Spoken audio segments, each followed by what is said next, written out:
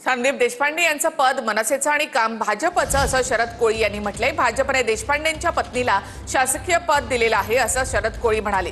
देशपांडे यांना ठाकरेंची सेना आणि मनसेची युती होऊ द्यायची नाही असंही शरद कोळी म्हणाले।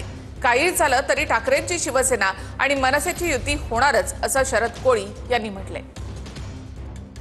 खरं संदीप देशपांड्यांनी पद घेतलंय मनसेचं, पण काम करतोय भाजपाचं।